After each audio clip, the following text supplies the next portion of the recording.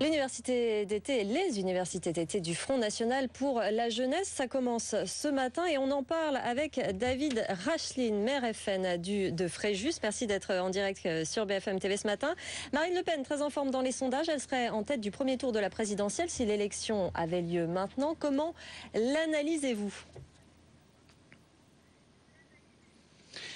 Eh bien écoutez, je crois que c'est la démonstration que les Français ne supportent plus l'incapacité de l'UMPS à résoudre les problèmes qui se posent à la France. Et je crois que Marine Le Pen, par la pertinence de ses propositions et la pertinence de son analyse, est capable aujourd'hui, on le voit à travers les sondages, de rassembler une majorité de Français derrière elle pour redresser ce pays qui en a tant besoin.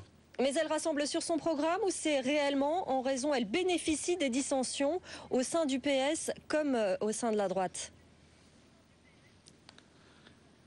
Non, je ne crois pas du tout. Je crois que ces propositions aujourd'hui ont fait la démonstration de leur utilité pour notre pays, qu'il s'agisse du protectionnisme pour protéger les emplois français et protéger notre économie, qu'il s'agisse de la fin de l'immigration, qu'il s'agisse du renforcement de la sécurité, qu'il s'agisse du redressement de l'école.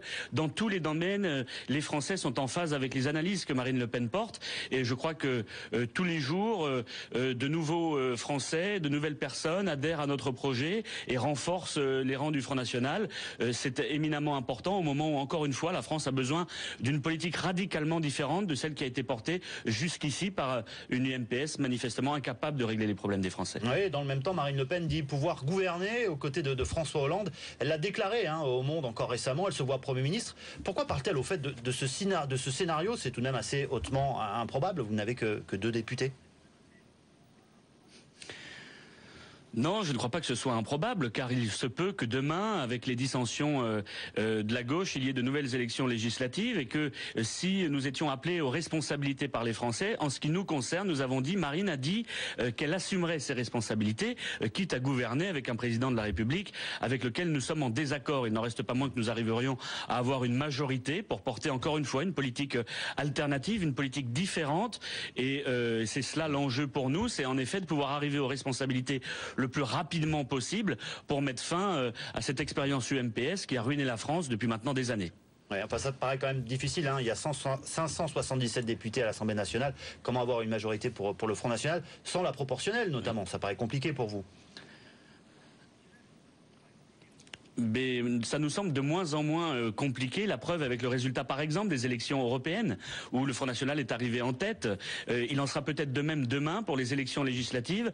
Et vous savez, malgré les alliances entre l'UMP et le PS pour essayer de nous faire battre, on l'a vu aux élections municipales, nous arrivons néanmoins quand même à emporter un certain nombre de municipalités, demain un certain nombre de sièges de sénateurs, de députés, après-demain des régions.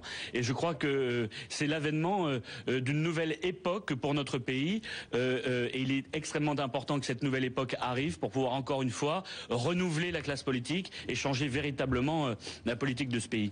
Merci David Racheline, maire Front National de Fréjus, d'avoir été en direct ce matin sur BFM TV.